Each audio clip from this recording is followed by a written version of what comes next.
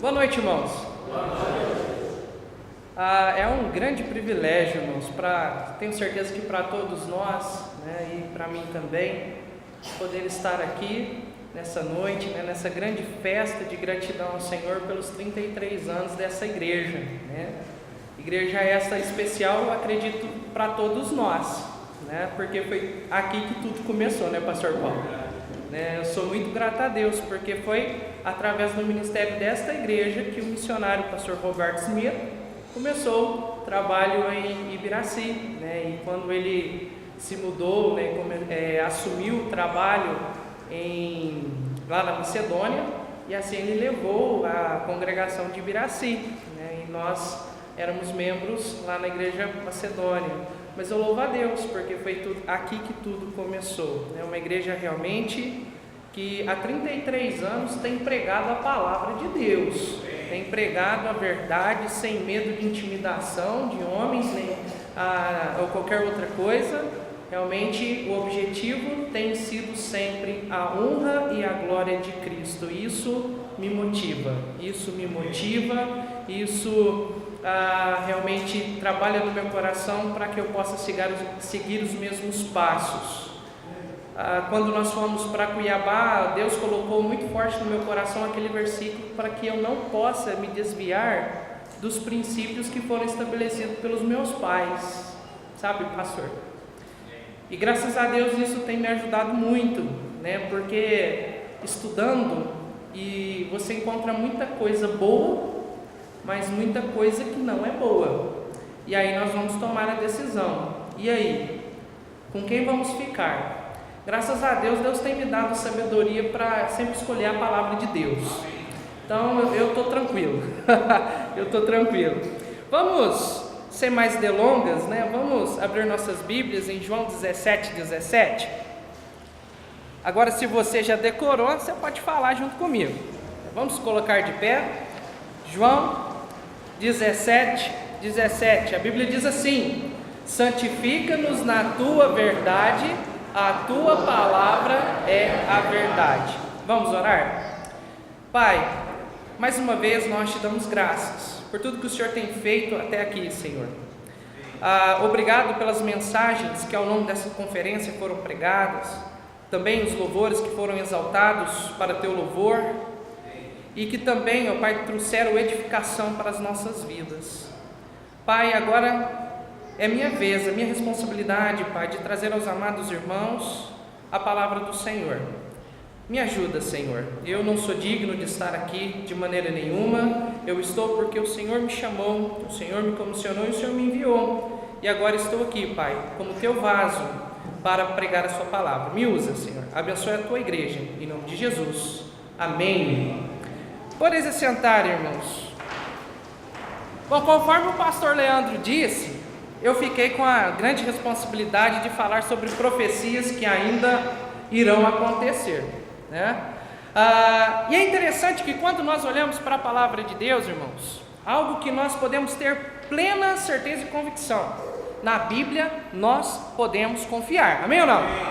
Nela nós podemos confiar, nela nós podemos descansar, né? Nós vimos, né, o pastor Leandro Leite, ele veio mostrando várias profecias que já se cumpriram. Até mesmo o pastor Marcos Gisel comentou hoje à noite sobre a veracidade da palavra de Deus. Irmãos, existem inúmeras provas. A própria Bíblia prova a sua veracidade, a ciência prova a veracidade da palavra de Deus. Você sabia disso?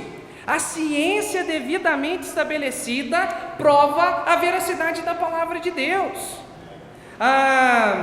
Algum tempo atrás, uma geneticista, eu não me lembro o nome, irmãos, eu vi a palestra de um professor falando sobre isso. Eu não coletei dados para falar aonde que foi publicado isso, mas isso é verídico, tá? Depois do culto eu posso até te falar aonde que eu consegui essa informação. Uma geneticista, ela pegou várias pessoas de vários lugares do mundo inteiro, mais de 100 pessoas, e ela pegou ali o DNA delas e, cruzando as informações, ela descobriu algo fantástico. Naquele negócio de representação cromossômica, quem é da área da saúde vai entender o que eu estou falando. Ela pegou os cromossomos da parte da mulher, se eu não me engano é o X, certo? Me corrija se eu estiver errado. Não sou cientista, então às vezes eu posso errar aqui, mas a informação ela é verídica. Ela pegou a representação cromossomos, os cromossomos que nós herdamos da nossa mãe, e ela observou um detalhe muito interessante, que a variação deles é mínima possível, pastor Paulo, mínima possível. Então ela começou a perceber que todos tinham uma descendência em comum. Ela poderia afirmar, pelos dados, pelas evidências que ela estava coletando, que todos nós descendemos de uma mãe comum. Peraí, que novidade é essa? A Bíblia diz isso aí. Como que é o nome da primeira mulher? O que significa Eva? Mãe de todos. A Bíblia já dizia isso, muito tempo atrás. Mas aí essa geneticista, ela foi pesquisar. Ela falou assim, vamos tentar traçar, já que a variação é muito pequena, vamos traçar uma linha cronológica para ver quanto aproximadamente essa mãe possivelmente teria vivido.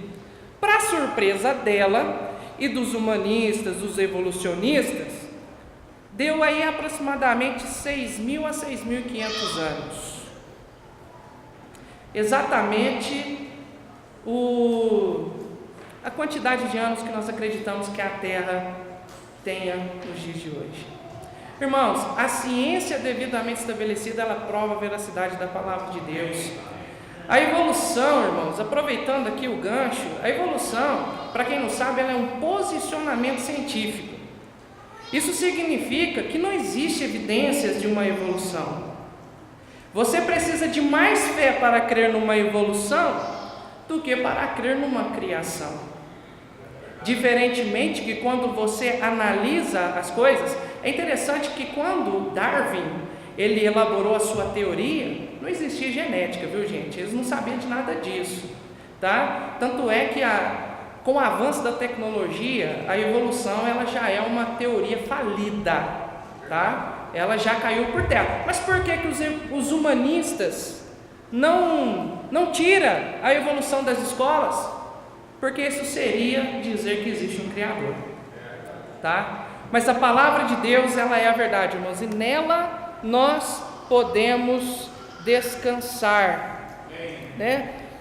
Tudo isso que eu estou dizendo aqui, irmãos, é para dizer o seguinte: o mesmo Deus que disse palavras no passado, que prometeu certas coisas no passado, que disse que certos eventos iriam acontecer, muitos já aconteceram. Nós também podemos ter certeza que muitos eventos que ainda não aconteceram irão acontecer, porque profecias nada mais é do que fatos históricos relatados por Deus ao homem, revelados ao homem antes que eles acontecessem. É simplesmente isso, fatos históricos revelados aos homens antes que acontecesse. Pastor Leandro, eu não assisti toda a mensagem dele, mas eu acredito que ele tenha falado sobre isso. Irmãos, nós podemos confiar que tudo que Deus promete, Ele cumpre, amém ou não? Amém. Ele cumpre. Irmãos, por causa do tempo, eu gostaria mesmo de mostrar detalhes de todas as profecias que ainda faltam para se cumprir, mas olha, nós estudamos o livro de Daniel lá em Cuiabá e nós ficamos quase um ano estudando só o livro de Daniel. Então nós não temos tempo para ver todos os detalhes. Mas irmãos, hoje à noite eu gostaria de enfatizar em 3 profecias. 3 profecias que a palavra de Deus diz categoricamente que irá se cumprir. Quais são as profecias que o Senhor Deus disse que iria se cumprir? A primeira profecia bíblica é o arrebatamento. Abra comigo a sua Bíblia em Tessalonicenses capítulo 4, versículo 15 a 17.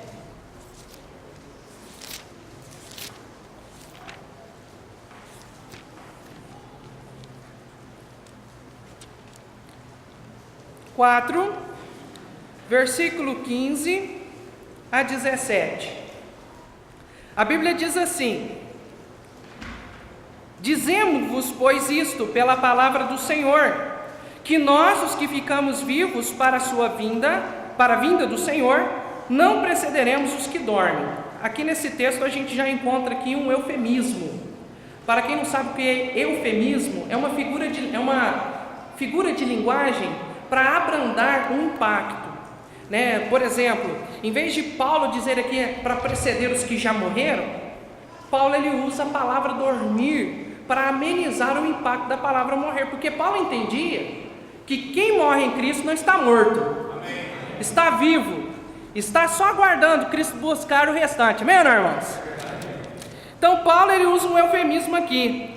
Então ele está dizendo sobre aqueles que já estão lá na glória celestial. E o texto continua: porque o mesmo Senhor descerá do céu com alarido, e com voz de arcanjo, e com trombeta de Deus, e os que morreram em Cristo ressuscitarão primeiro. Depois nós, os que ficarmos vivos, seremos arrebatados juntamente com ele nas nuvens, a encontrar o Senhor nos lares, e assim estaremos sempre com o Senhor. Irmãos, aqui nesse texto nós encontramos a doutrina do arrebatamento. Isso significa que a qualquer momento Cristo virá nos buscar. Talvez esse culto não termine, talvez ele vai dar continuidade lá na glória. E que bênção seria, irmãos? Que bênção! A palavra de Deus nos ensina a doutrina do arrebatamento. O arrebatamento, a palavra arrebatamento, significa pegar, levar pela força, tirar bruscamente. O arrebatamento é o evento onde Cristo virá nas nuvens para buscar a sua igreja, irmãos. De um modo bem pessoal, o arrebatamento é uma promessa para a igreja de Jesus Cristo. Algumas características sobre o arrebatamento. Eu coloquei aqui 3 características. O primeiro está em 1 Tessalonicenses, capítulo 5, versículo de 1 a 3. Abra sua Bíblia lá comigo rapidamente. 1 Tessalonicenses, capítulo 5, versículo de 1 a 3, diz assim: mas irmãos, acerca dos tempos e das estações, não necessitais de que se escreva, porque vós mesmos sabeis muito bem que o dia do Senhor virá como ladrão de noite. Pois que, quando disserem a paz e segurança, então lhes sobrevirá a repentina destruição, como os dores de parto àquela que está grávida, e de modo nenhum escaparão. A primeira característica do arrebatamento é que o arrebatamento é um evento iminente. Isso significa que o arrebatamento vai acontecer a qualquer momento, irmãos. A qualquer momento Cristo virá buscar. Eu acredito, pastor, com os olhos da fé, que Cristo já se levantou do seu trono celestial, já está caminhando pelas ruas de ouro rumo aos portões celestiais, para descer aqui até as nuvens e dizer: vem, igreja!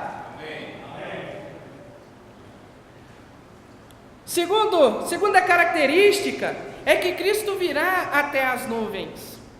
Irmãos, infelizmente, muitas pessoas influenciadas por ideologias externas, acredito que eu poderia dizer desta forma, confundem a doutrina das últimas coisas. Confundem o arrebatamento junto com a vinda gloriosa de Cristo e acham que a tribulação, a igreja vai passar pela tribulação. Uns acreditam que nem milênio não tem. Uma confusão. Mas quando nós analisamos a palavra de Deus, nós podemos observar que o arrebatamento, irmãos, o arrebatamento e o retorno glorioso de Cristo são 2 eventos distintos. O arrebatamento será um momento para a igreja, e o retorno glorioso de Cristo será um momento para Israel. Nós vamos ver isso posteriormente. 1 Tessalonicenses 4,17, nós estávamos lá, mas deixa eu ler esse texto novamente. Diz assim: pois nós, os que ficarmos vivos, seremos arrebatados juntamente com ele nas, diz alguém? Nuvens, a encontrar o Senhor aonde? Nos ares. A segunda característica do arrebatamento: Cristo virá, irmãos, mas Ele não pisará na terra. Ele vai chegar até as nuvens, e das nuvens Ele irá chamar a sua igreja. E a terceira característica que eu coloquei aqui é que acontecerá num abrir e fechar de olhos. 1 Coríntios 15, versículos 51 a 52 diz assim: eis que vos digo um mistério, na verdade nem todos dormiremos, mas todos seremos transformados, no momento, num abrir e fechar de olhos, ante a última trombeta, porque a trombeta soará e os mortos ressuscitarão incorruptíveis, e nós seremos, diz alguém? Transformados. Num piscar de olhos, a qualquer momento, Cristo irá nos buscar. Irmãos, imagine o caos que se instalará aqui na terra. Pensa só, pilotos de avião, né? Piloto e copiloto salvos em Cristo Jesus. Eu espero que a tripulação também seja salva. Pensa no trânsito, família salva, arrebatada, o carro lá a 100 por hora. O que vai acontecer com aquele carro? Muita tragédia, não é verdade? Mas deixa eu te falar uma coisa. A pior tragédia que irá acontecer no arrebatamento, que vai se instalar aqui, são aquelas pessoas que se sentaram nos bancos de nossas igrejas, ouviram a palavra de Deus. Muitos deles, motivados por N motivos, levantaram suas mãos querendo receber Jesus como Salvador, mas da boca para fora. Cresceram ouvindo do Evangelho, mas nunca foram salvos de verdade. Eu imagino quão desesperados essas pessoas ficarão. Então nós devemos estar preparados. A Ana Cláudia hoje, se ela entregou o coração para Cristo de verdade, ela já está preparada para encontrar Jesus. E você, já está preparado para encontrar Jesus Cristo nos ares? Irmãos, existem várias evidências que Jesus está voltando. Várias evidências. Eu separei duas evidências. A primeira evidência está em 1 Timóteo, capítulo 4, versículo 1. 1 Timóteo 4, versículo 1. A palavra do Senhor diz assim: mas o Espírito expressamente diz que nos últimos tempos apostatarão alguns da fé, dando ouvidos a espíritos enganadores e a doutrina de demônios. Irmãos, a primeira evidência de que Jesus está voltando para arrebatar a sua igreja são as doutrinas de demônio. As doutrinas de demônio que têm sido pregadas nos nossos dias. Paulo aqui está dizendo que nos últimos dias da igreja, muitos abandonarão a verdadeira fé e darão ouvidos a espíritos enganadores e a doutrinas de demônios. Quantas pessoas você falou de Jesus, chegou até a frequentar alguns cultos da igreja, mas logo acharam melhor ouvir a doutrina da prosperidade. É mais bonito. Eu quero andar de carrão, sabe? Eu quero que a minha empresa prospere. Esse negócio aí de ficar salvo, sabe? O que eu vou ganhar com isso? Olha os terrenos, olha só nas coisas aqui. Irmãos, nós vemos aí, irmãos, um grande crescimento das doutrinas, um grande crescimento de falsas denominações, pregando um evangelho fútil, um evangelho mentiroso, aonde promete apenas bens materiais, mas não promete vida eterna. Lá em Cuiabá, em uma distribuição de folheto que nós fizemos, eu abordei uma senhora bem próximo da minha casa, e eu entregando um folheto para ela, ela recusou o folheto e disse assim: não precisa me entregar não, porque eu já sou crente, eu sou evangélica. Eu olhei para ela e disse: nossa, que bênção que você é evangélica, mas deixa eu fazer outra pergunta, você é salva? Pastor Vanderlei, ela olhou para mim e disse: o que é isso? Teve um outro fato, uma senhorinha numa dessas igrejas que prega a teologia da prosperidade, ela estava lá, né, o apóstolo falando e tal, olha aqui, quem tem um milagre aí, uma bênção para contar, né, que Deus fez na sua vida, né? A senhorinha levantou a mão e o apóstolo falou, leva lá o microfone ali para aquela senhorinha. E ela chegou lá, o apóstolo falou assim, apóstolo, a mocinha falou, a senhorinha falou, apóstolo, olha, eu recebi uma grande bênção na minha vida, eu lendo a Bíblia, estudando a Bíblia, eu entendi que eu sou uma pecadora e eu entreguei minha vida a Jesus Cristo. O apóstolo olhou para aquela moça e falou assim, não senhorinha, não, o negócio é o seguinte, isso aí todo mundo já sabe, o que você recebeu de bênção na sua vida? Irmãos, fala para mim, que bênção há maior do que ser salvo em Cristo Jesus? A maior bênção que nós recebemos, irmãos, é a garantia, é a certeza de um dia encontrar Jesus Cristo lá na glória. Nós precisamos tomar cuidados, muito cuidado, porque, irmãos, este mar de denominações que estão aí é uma estratégia de Satanás para enganar as pessoas. Há duas maneiras pelas quais as pessoas vão para o inferno. A primeira delas é porque elas escolhem. Tem gente que quer ir para o inferno. Eu já ouvi de uma pessoa falando, não, eu quero ir para o inferno, eu adoro Lúcifer. Falou sim. Mas as outras estão sendo enganadas, irmãos. Estão sendo enganadas pelas doutrinas de demônios. A apostasia é evidência de que Cristo está voltando. As doutrinas de demônio são evidência de que Cristo está voltando. Uma outra evidência são o comichão nos ouvidos, né? Meu presente, né? Já atualizou a palavra, está coceira aqui, né? Então, coceira nos ouvidos, né? 2 Timóteo, capítulo 4, versículo 1 a 5.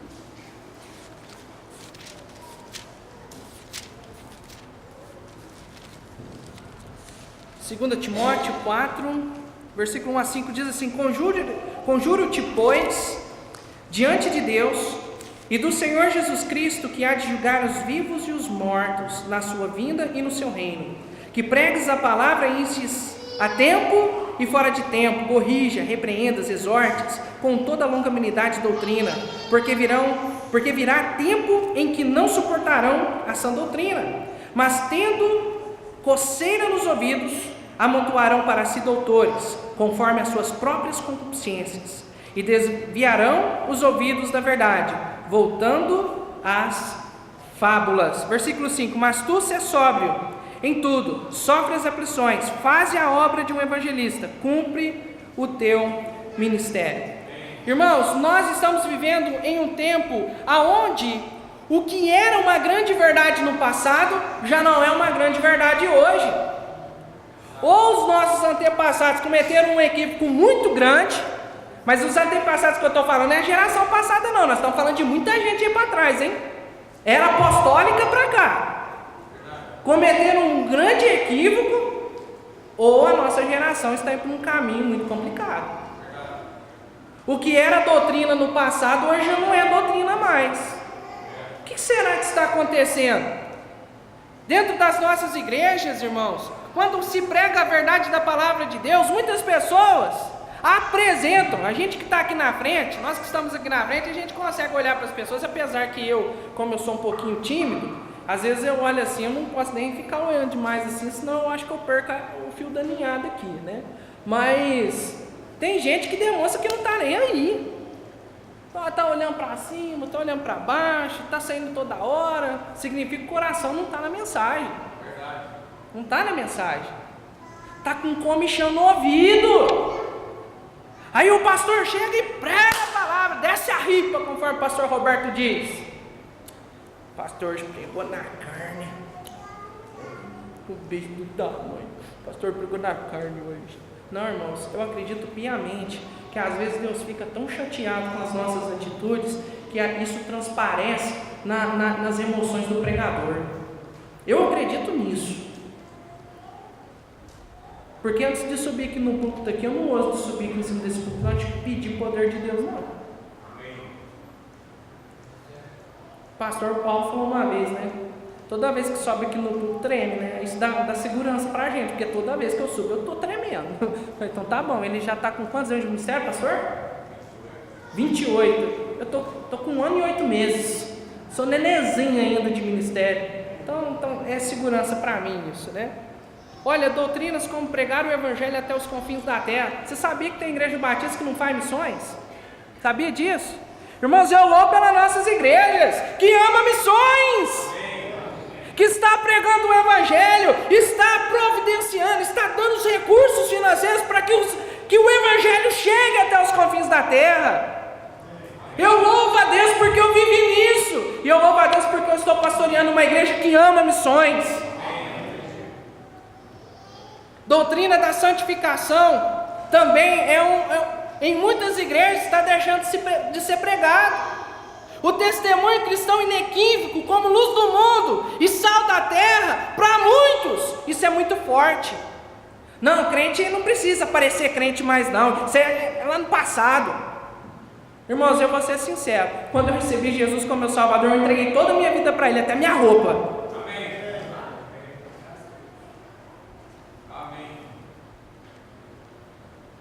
Quando a sã doutrina é pregada, muitos relutam contra a autoridade da palavra de Deus.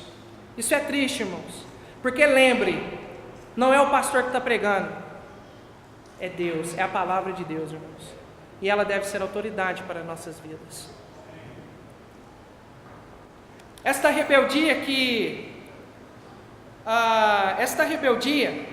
esta falta de sustentação das doutrinas bíblicas, infelizmente são evidências de que Jesus está voltando.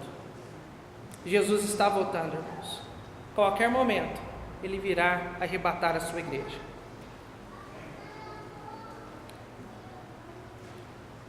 Segunda profecia bíblica que irá se cumprir será a tribulação. Apocalipse capítulo 7, versículo 14.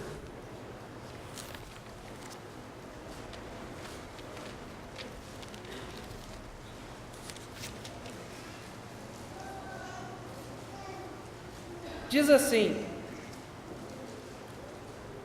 E eu disse-lhe, Senhor, tu sabes. E ele disse-me: Estes são os que vieram da grande tribulação e lavaram as suas vestes e as branquejaram o sangue do Cordeiro. Irmãos, a Bíblia diz que haverá uma grande tribulação.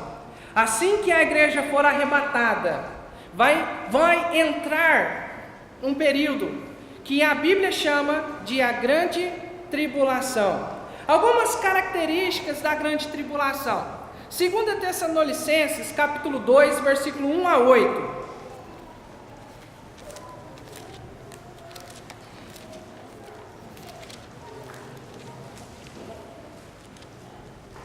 2 Tessalonicenses, capítulo 2, versículo de 1 a 8. Ora, irmãos, rogamo-vos pela vinda de nosso Senhor Jesus Cristo e pela nossa reunião com Ele, que não vos movais facilmente do vosso entendimento, nem vos perturbeis, quer por espírito ou quer por palavras, quer por epístola, como de nós, como se o dia de Cristo estivesse já perto. Ninguém de maneira alguma vos engane, porque não será assim, sem que antes venha a apostasia, e se manifeste o homem do pecado, o filho da perdição, o qual se opõe e se levanta contra tudo que se chama Deus, ou se adora, de sorte que se assentará como Deus no templo de Deus, querendo parecer Deus. Não vos lembrais de que estas coisas vos dizia quando estava convosco? E agora vós sabeis o que o detém, para que a seu próprio tempo seja manifestado. Porque já o mistério da injustiça opera, somente há um que agora o retém, até que do meio seja tirado. E então será revelado o iníquo, a quem o Senhor descerá pelo espírito da sua boca, e aniquilará pelo esplendor da sua vinda. A primeira característica da tribulação é que a tribulação é um evento que acontecerá após o arrebatamento. O Senhor Deus precisa tirar a igreja daqui para que aconteça a grande tribulação. No versículo 7 diz assim, que somente há um que agora o retém, até que do meio seja tirado. Quem é esse? Nós acreditamos que seja o Espírito Santo, que habita na igreja, que habita no salvo, e que opera através da igreja. Até que essa seja tirado, o Espírito Santo não vai mais retardar a maldade, e então o iníquo terá todo o ambiente para que ele possa operar aqui nesta terra. A igreja precisa sair daqui para que haja tribulação. Na tribulação, Deus voltará a trabalhar com Israel. Vamos lá para Daniel capítulo 9, versículo 24. Daniel capítulo 9.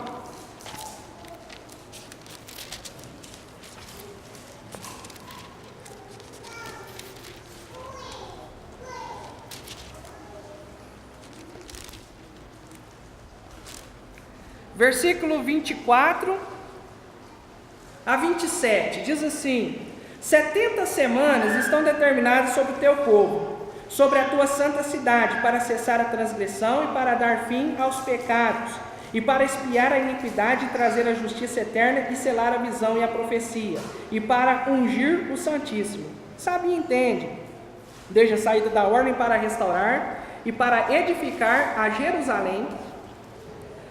Até o Messias, o príncipe, haverá 70 semanas, e 62 semanas. As ruas e o muro se reedificarão, mas em tempos angustiosos. E depois das 72 semanas será cortado o Messias, mas não para si mesmo. E o povo do príncipe que há de vir destruirá a cidade e o santuário, e o seu fim será como uma inundação. E até ao fim haverá guerra. Estão determinadas as assolações. E ele firmará a aliança com muitos por uma semana, e na metade da semana fará cessar o sacrifício e a oblação, e sobre a asa das abominações virá o assolador, e isto até a consumação, e o que está determinado será derramado sobre o assolador. Nós podemos ver aqui, irmãos, as 70 semanas de Daniel. 70 semanas de Daniel, para os irmãos entenderem de uma forma bem resumida, o Senhor Deus falou para Daniel o seguinte: Daniel, a partir do momento que sair a ordem do rei persa para reedificar a cidade de Jerusalém, vai haver sobre Israel 70 semanas. Mas essas 70 semanas não são 70 semanas de dias, são 70 semanas de anos. E o texto é muito autoexplicativo. Ele diz assim, olha: desde a saída, versículo 25, desde a saída da ordem para restaurar e para edificar Jerusalém até o Messias, o príncipe, haverá 7 semanas e 62 semanas. Soma 7 mais 62, dá quanto? 69, certo? Até Cristo Jesus, até a entrada triunfal de Cristo, 69 semanas se cumpriram. Só que teve um porém: Jesus foi rejeitado pelos judeus. E louvado seja Deus, porque eu tenho um Salvador hoje, um remidor. Amém? Foi rejeitado por Israel. Quando Israel rejeitou a Jesus, o relógio profético das 70 semanas parou. Ele parou ali. Está parado, está sem pilha. Porque começou-se um período de um grande parênteses, uma pausa, um intervalo. Porque naquele mesmo ano, Jesus Cristo morre, é sepultado, ressuscita, cumprindo o plano redentor de Cristo na cruz do Calvário, sobe aos céus e estabelece a igreja. Agora ele começa a trabalhar com a igreja. E até hoje Deus tem trabalhado através da igreja. Mas com o arrebatamento a igreja será tirada. Então, o relógio profético vai voltar a funcionar. Lembra? 69 semanas se cumpriram, falta uma. Quantos anos tem uma semana? 7. Exatamente a quantidade de anos que a Bíblia diz que haverá na tribulação. 7 anos, irmãos. Deus irá voltar a trabalhar com Israel.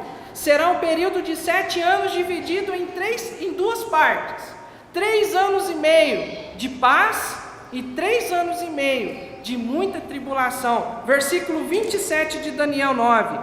E ele firmará uma aliança com muitos por uma semana, e na metade da semana fará cessar o sacrifício e a oblação, e sobre a asa das abominações virá o assolador, e isso até a consumação, e o que está determinado será derramado sobre o assolador.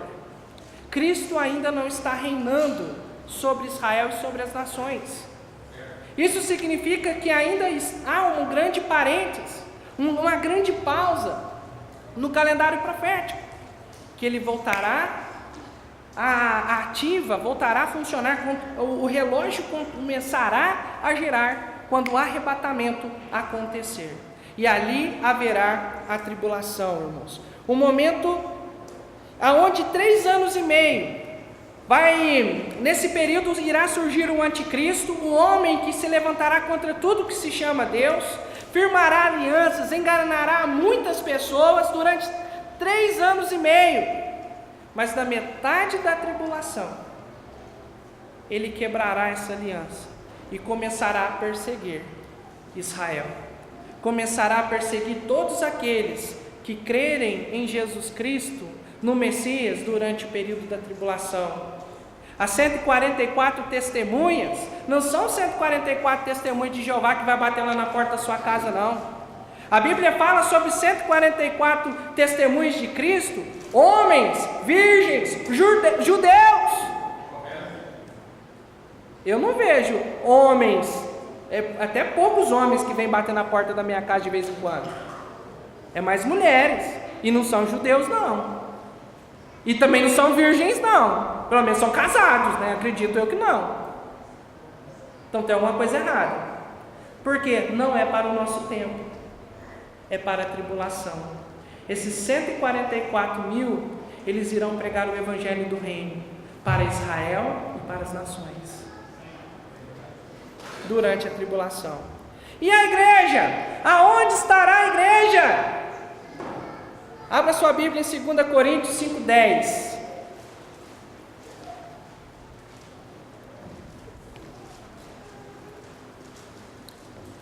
A Bíblia diz assim: porque todos devemos comparecer ante o tribunal de Cristo, para que cada um receba segundo o que tiver feito por meio do corpo, ou bem ou mal. Irmãos, Cristo vai arrebatar a sua igreja, e lá no céu, o Senhor Deus estabelecerá o tribunal de Cristo. E esse tribunal não é para te julgar pelos seus pecados, não. Quantos aqui são salvos? Levanta a mão aí. Você que já foi salvo, os seus pecados já foram julgados em Cristo Jesus lá na cruz do Calvário. Já foram todos perdoados, pecados passados, presentes, futuros, já estão tudo sob Cristo. Perdoados. Então não tem pecado mais para perdoar lá no céu. Nós seremos galardoados, irmãos. É basicamente um pódio, onde você vai receber por aquilo que você tem vivido para o Senhor hoje. Sabe aquele folheto que você entregou? Então, é um galardão que você vai receber lá. Sabe uma alma que você ganhou para Cristo? É um galardão. Sabe esse negócio de todo dia você ler a Bíblia, você ser insistente em querer conhecer a palavra de Deus? Então, é galardão. Coisas que nós vamos ganhar onde? No céu de Cristo Jesus. A Bíblia fala, irmãos, sobre 5 coroas. Eu vou só mencioná-las aqui rapidamente. A Bíblia fala sobre a coroa incorruptível, que é a coroa que nós receberemos, ou melhor, é uma coroa que receberá aqueles que venceram o velho homem, que venceram a sua carne. A coroa da alegria, a segunda coroa, é para aqueles que ganharam almas para Cristo Jesus. A coroa da justiça para aqueles que aguardam a vinda de Cristo. A coroa de glória para os pastores missionários. E a coroa da vida para os mártires em Cristo Jesus. 5 coroas a Bíblia menciona que nós vamos receber. 5 coroas. E eu acredito piamente, pastor Paulo, que ao receber essas coroas, se recebermos, nós vamos depois depositá-las aos pés de Cristo, porque toda a honra e toda a glória pertence a Ele. Quem somos nós, irmãos? Da onde o Senhor nos tirou, aonde Ele nos colocou, é tudo pela graça de Jesus Cristo. Nada é pelos nossos méritos. Logo depois acontecerá as bodas do Cordeiro. Batista gosta de comer, né? Teve um aí que mal me viu, nem falou nada, não falou bom dia, boa tarde, boa noite, que saudade, só falou: nossa, mas você está gordo, hein? Eu olhei assim, falei: gente, como é que pode, né? Batista perde amizade, mas não perde a piada. Mas, irmãos, olha, você vai... Eu não visitei muitas igrejas não, estou começando o negócio agora, mas graças a Deus, Deus tem me dado a oportunidade de conhecer algumas igrejas. Pastor, todas que eu conheço tem cozinha. Todas que eu conheço. Cuiabá eu assustei. Aqui a gente é acostumado com salgadinho, pãozinho com carne, né, nas conferências, normal, tranquilo. Cheguei lá em Cuiabá, janta. É janta o negócio, ué. Toda conferência você vai, é janta. Você vai visitar um irmão uma vez na semana, quando não é churrasco e Coca-Cola, é broa, é pãozinho, como que chama aquele negocinho de queijo que faz o... Chipa, né? O povo lá gosta de comer, o Cuiabano gosta de comer, viu? O negócio é incrível. Você anda lá na Fernando Correia, assim, você pode escolher qual barraquinho que você vai comer, né? Você vai olhando os preços, aí você vai: não, mas essa aqui é muito, muito feia, não, vamos para frente, não, aquela lá tá bonitinha, mas o preço está salgado. Aí você vai escolhendo qual que você quer. Olha, o pessoal gosta de comer, mas eu vou falar, lá no céu também vai ter comida, viu? Vai ter, né? Tem uma árvore lá que eu vou te falar, viu? É para todo mundo se alimentar dela, né? E quando Cristo voltar, irmãos, nós vamos ter um período que a Bíblia chama de bodas do Cordeiro. Brincadeiras à parte, vamos lá, Apocalipse 19:7. Apocalipse 19:7 diz assim: regozijemo-nos e alegremo-nos e demos-lhes glória, porque vindas são as bodas do Cordeiro, e já a sua esposa se aprontou. Irmãos, que momento maravilhoso! Um momento de festa, aonde Cristo noivo receberá a sua esposa, a igreja, irmãos, para vivermos a eternidade com o nosso Senhor. Irmãos, quantas vezes quando nós oramos, irmãos, parece que Cristo está ali do lado. Eu não estou falando de sentimentalismo não, estou falando de convicção, sabe? Parece que Cristo está ali do nosso lado, nos ajudando, nos confortando. Mas isso é pelos olhos da fé, irmãos. Lá no céu, Jesus ele vai me abraçar. Eu vou abraçar Jesus. Eu já falei para minha esposa: quando eu encontrar Jesus, eu quero fazer igual o João. O que João fazia quando ele abraçar o mestre? No peito de Jesus. Eu quero fazer igualzinho. Eu quero fazer igualzinho. É que a Bíblia fala que lá no céu não chove, porque eu sou chorão, sabe? Não vai ter choro lá. Eu quero ver como é que vai ser isso, né? Mas lá a gente vê como que vai ser isso, né? Lá a gente vai ver. Irmãos, algumas evidências que a tribulação acontecerá. Primeira evidência é que o mundo está sendo preparado, irmãos, para o governo de um anticristo. O mundo está sendo preparado. Isso não é especulação não, tá? Uma pessoa, salvo pela graça de Cristo, que verdadeiramente tem uma comunhão íntima com as Escrituras Sagradas, percebe que a cada dia que passa, o mundo, irmãos, está se afastando mais e mais da palavra de Deus. Mais e mais. Nós participamos de um treinamento pedagógico lá em Goiânia, e é justamente esse o ponto de vista, né? Com o objetivo de montar uma escola cristocêntrica. É justamente isso que eles abordam. O mundo está indo contra Deus. Nós estamos contra a maré, contra a correnteza. Às vezes é difícil, vai doer os braços, mas nós precisamos ficar firmes nessa luta, né, nessa corrida, até que Cristo volte. Irmãos, o mundo está em uma caminhada para o caos político, econômico e religioso, para que o anticristo seja a solução dos problemas. Conforme eu disse, isso não é especulação. Se você entrar no YouTube, Você vai ver vídeos lá de vários presidentes falando isso, inclusive a Dilma e o Lula, dizendo assim, olha, eles falando da necessidade de se estabelecer uma nova ordem mundial. Do que eles estão falando? Irmãos, existe sim um poder por trás disso. O poder do príncipe das trevas. Ele está trabalhando, irmãos. Está trabalhando contra Deus. Está trabalhando para implantar o caos no mundo. Está trabalhando, preparando o mundo para o governo do anticristo. Esta é uma das evidências de que a tribulação irá acontecer. A outra evidência é o projeto de reconstrução do terceiro templo. Se você pesquisar também lá no YouTube, você vai ver que lá em Jerusalém existe uma instituição chamada Instituto do Templo.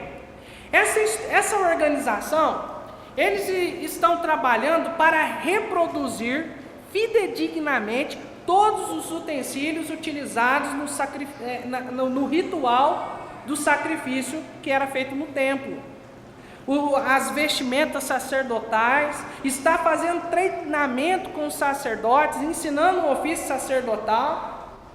O projeto do novo templo já está pronto. Existem financiadores privados que irá financiar a reconstrução do templo. Por que então que eles não reconstroem?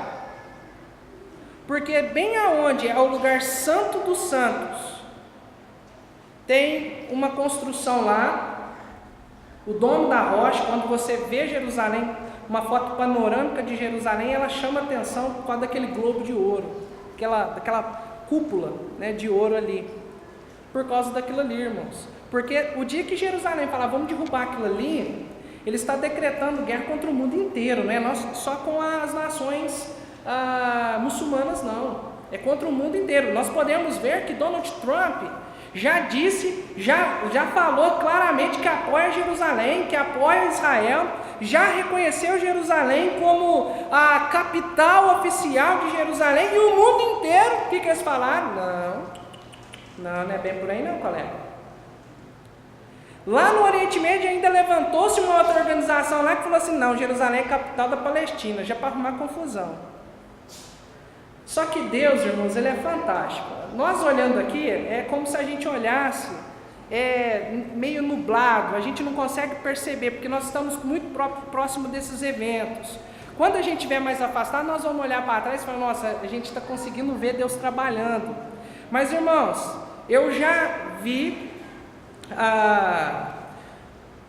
artigos, vídeos de Donald Trump. Nós já não temos dúvida que ele já declarou apoio fidedigno a Israel, e também de Vladimir Putin.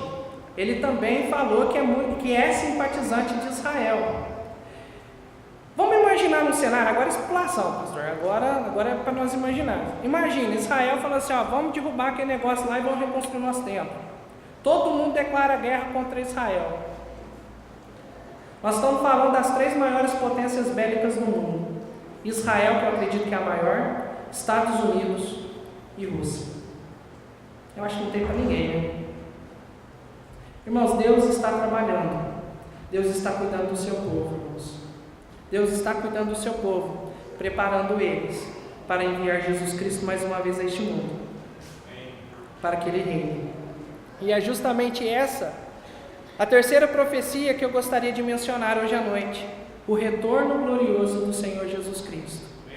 Logo após a tribulação, irmãos, Jesus Cristo ele vai vir, um retorno glorioso, vai pisar aqui na terra e vai estabelecer o reino milenar. Abra sua Bíblia em Zacarias 14, 4 a 5. Pastor Paulo, lá naquele cronograma estava falando até 21h20, mas eu sabia que tinha mais uns minutinhos a ver, né? Eu acho que está em cima do ponto, mas vou andar rapidinho aqui. Se o senhor me dá mais 5, se a igreja me dá mais 5 minutinhos, eu acho que eu consigo concluir. Zacarias 14,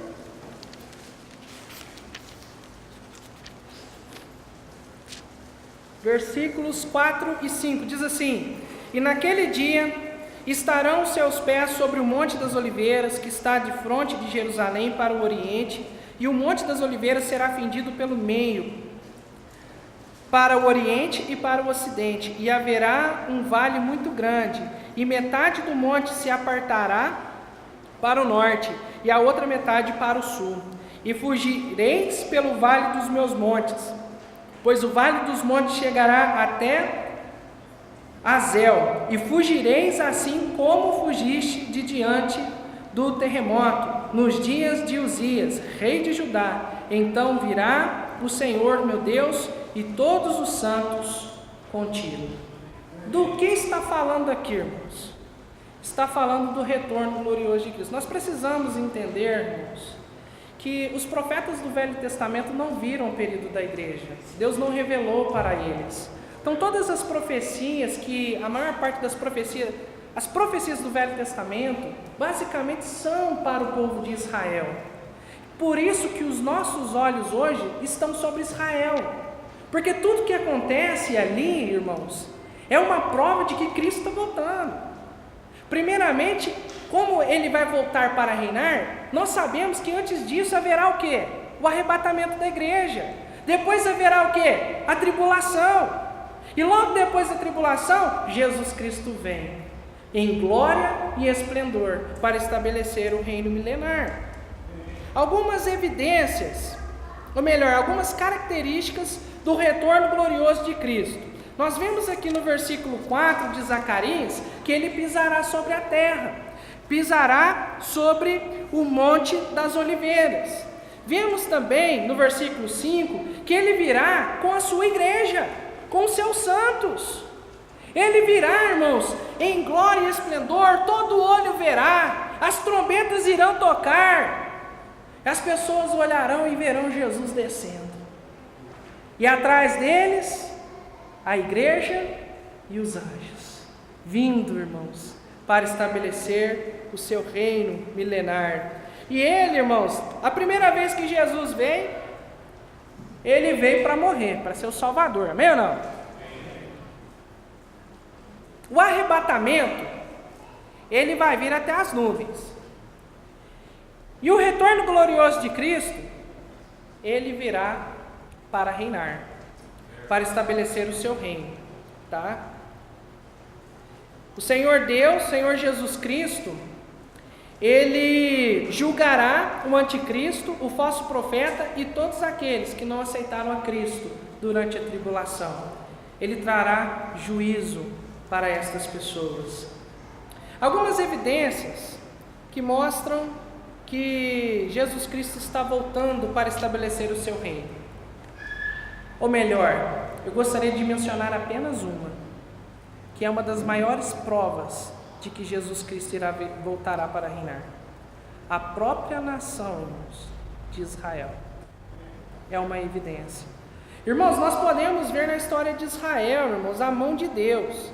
Israel, primeiramente por causa do pecado, ele foi dividido em dois: Israel, capital Samaria, e reino de Judá com sua capital em Jerusalém.